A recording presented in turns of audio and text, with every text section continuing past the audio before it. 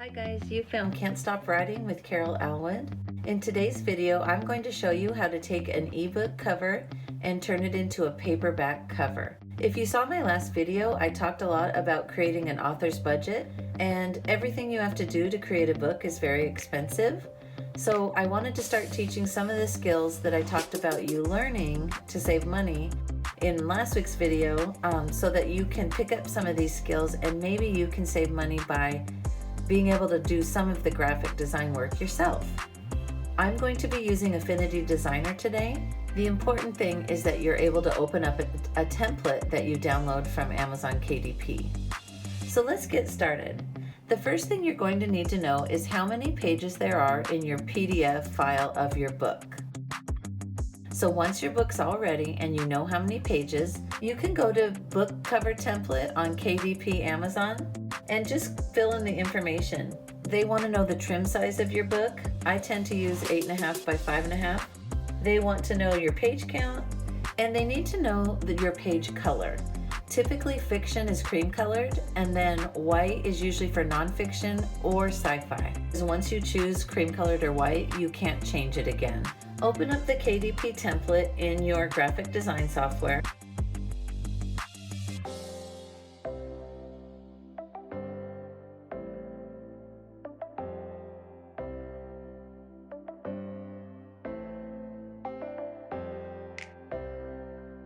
And the first thing you're going to do is locate your ebook cover and place it on the right-hand side of the template.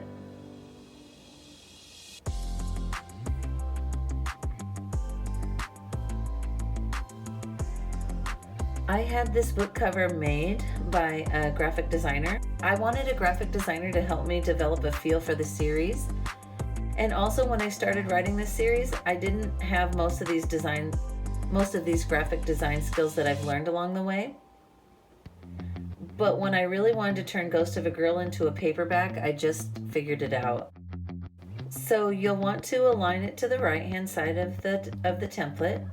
On Affinity Designer, if you highlight the template and the book cover, you can see that you can center align it, left align it, or right align it. And in this case, you're going to want to right align it.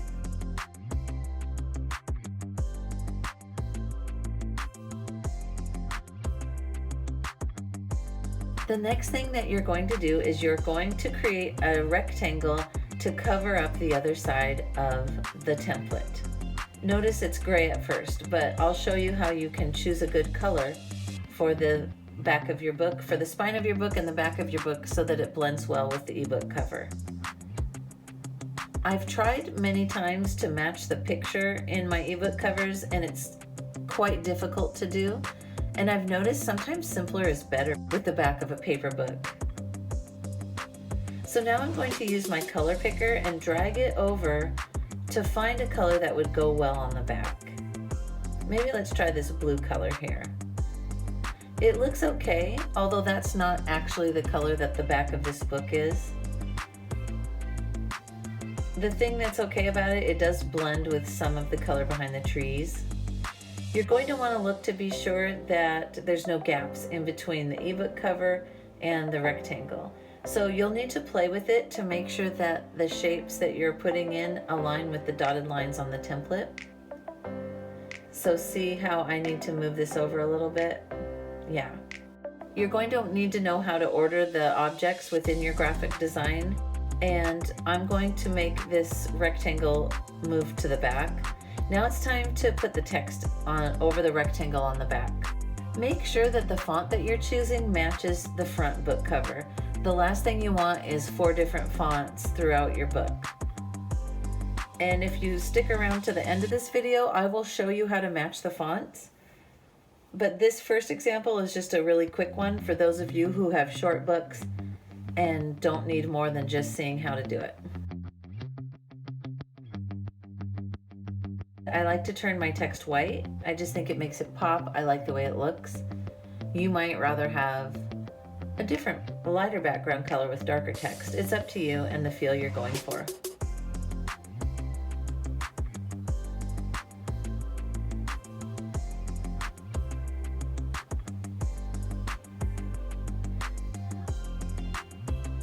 Now you want to double check what it looks like with the template and the items that you've created. So move the book template to the front and then turn down the transparency.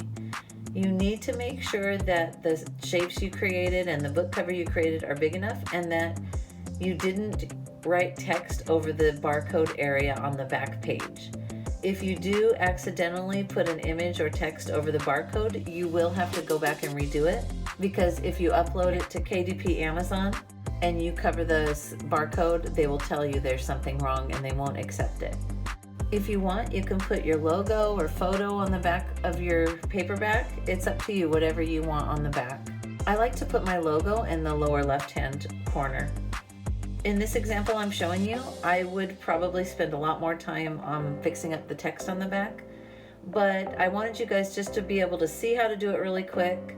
And now I really don't like that blue. I'm going to try the color picker one more time and get it closer to what my actual book looks like. I think I used a pretty dark plum.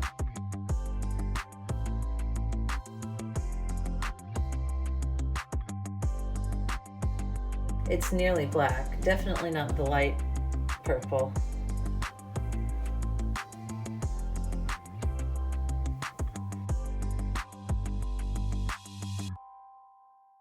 I think that's it. So let's try that. Yeah, that's more like what my actual book looks like. So once you get the colors you like, spend some time on your text, make sure it looks how you want it. Notice I haven't left and right justified the text in this example. Most paperback book covers have left and right justification. That's just what looks right. But now, I'll show you that on my next example. Now, if this quick example has helped, you'll want to make sure that you turn off the template, because if you don't turn it off, it'll print faintly behind your images. And then you can export it. Make sure you export a paperback cover as a PDF.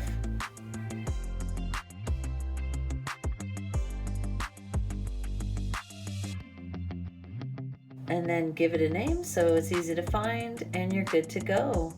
And then when you go to upload it to KDP or wherever it is that you're going to be uploading it, hopefully you sized it correctly and it'll be good to go. Now I'm going to show you an example of a bigger book. For example, let's take the Dark Shadows. Let's say it's 300 pages.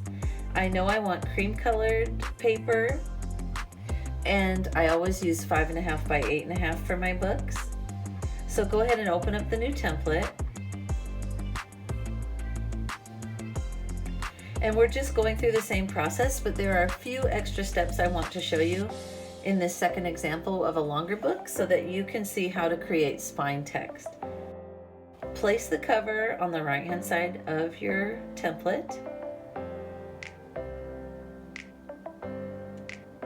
Make sure it's sized right. I like to make sure that the images won't be cut off.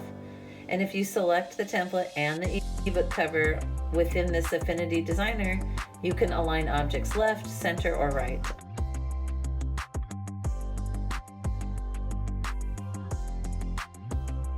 I aligned it right.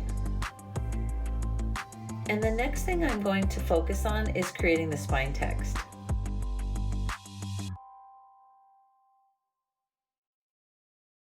I'm going to show you a method for matching the font to the book cover. Sometimes if you do have an ebook cover created so that a graphic designer will guide you in style, you might not have all of the text or flourishes that they use.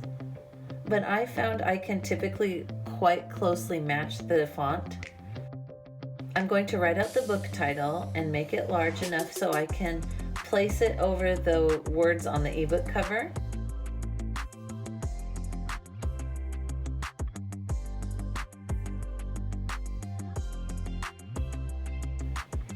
In Affinity Designer, you can highlight the text.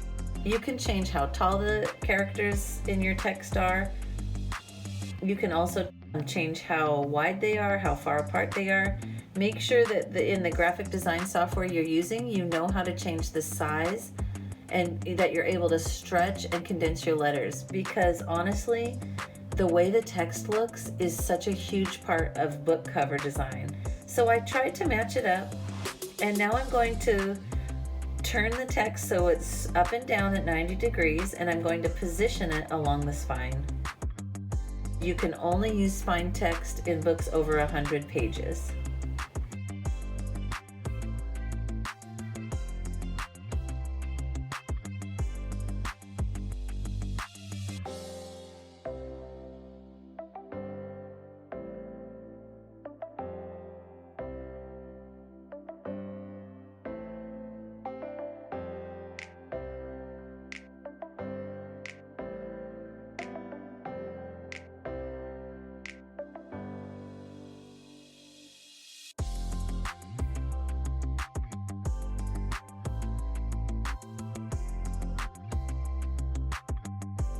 I'm going to also put my name on the spine.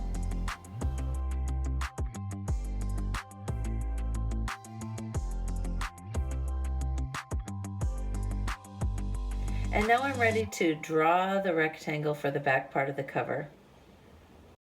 The reason I like to create a separate rectangle for the spine text is for positioning purposes.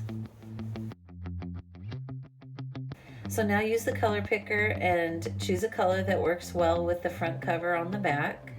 And you'll want to be sure that this color that you end up choosing is a perfect match with the spine.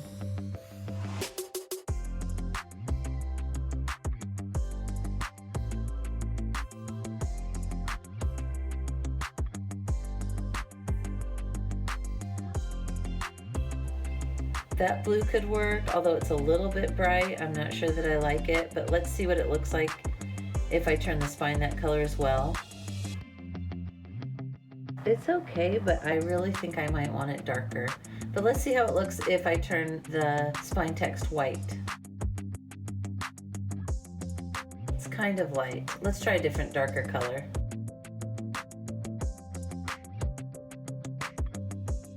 I feel a lot better about that darker blue.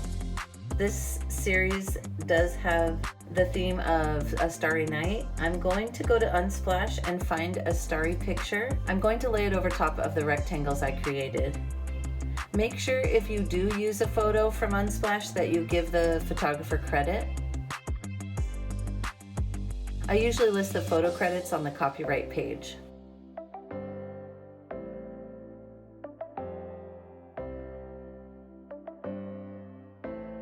Okay, so let's place the picture we found on Unsplash.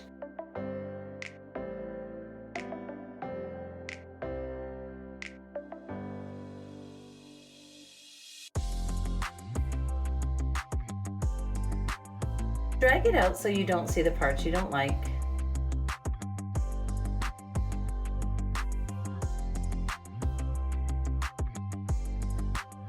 And now I'm going to change the transparency on this photo. If I make it less transparent, then the color of the rectangle I already placed there will show through. I think I want to drag this out so that the spine has the same stars. Now what becomes important is ordering your objects. So make sure that the things you're doing with the spine don't overlap with the ebook cover like it does right here. You want to move it back one and make sure everything is positioned how it needs to be.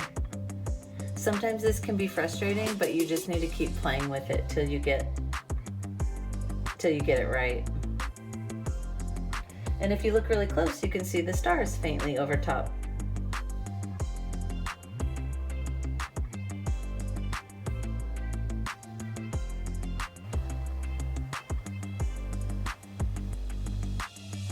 I noticed though, here, notice how the stars went behind the rectangle on the spine?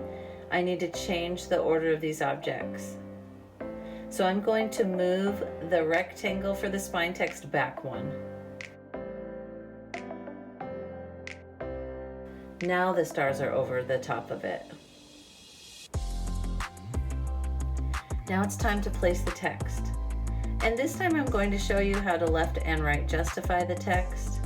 Again, I make my text box smaller than the full rectangle so that I remember not to place anything over the barcode. So paste in your text and let's make it look pretty. Let's make sure we're picking the same font that we used on the cover and spine. And I like to create some space in between paragraphs. Make sure the size is pretty good. You don't want to go much bigger than size 12 font on the back cover, or it'll look really large.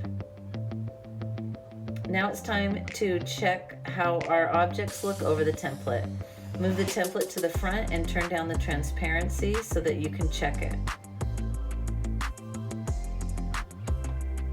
I notice my spine text is a little off. But I didn't cover up the scan code. But let's go ahead and adjust this spine text a little bit so that it's centered properly. I'm going to select the layer with the spine text and just drag it over so that there's the same amount of space on both sides. I didn't do it in this example, but in my real book I changed the color of the word "the" in the title on the side.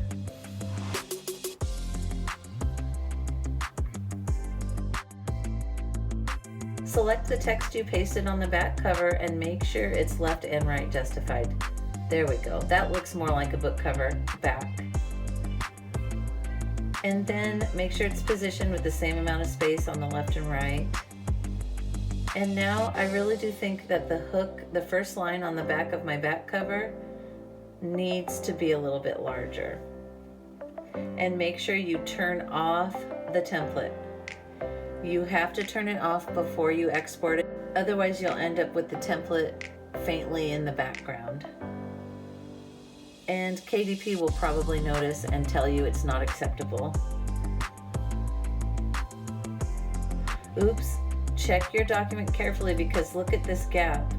I need to make sure that it's all the way to the side. I'm going to drag it out and then go ahead and make sure that it's behind the front cover.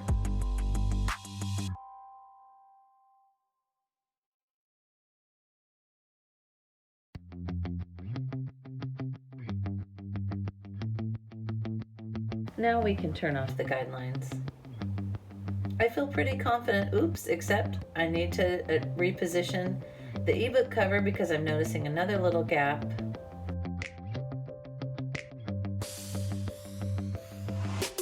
Make sure you drag it out a little bit. Sometimes, I know this distorts it, but sometimes if it's a small adjustment, I will drag it upward only. And now as I check, I notice everything looks positioned. The rectangle looks like everything looks like it's ordered properly.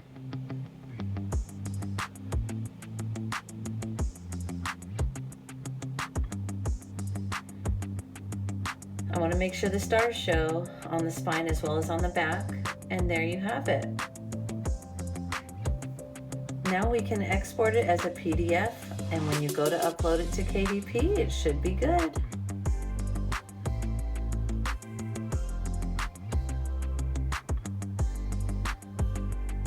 I really hope this video has helped you to pick up some graphic design skills so that you might even be willing to turn your ebook covers into paperback covers. If you do your own design, hopefully this helped for that as well.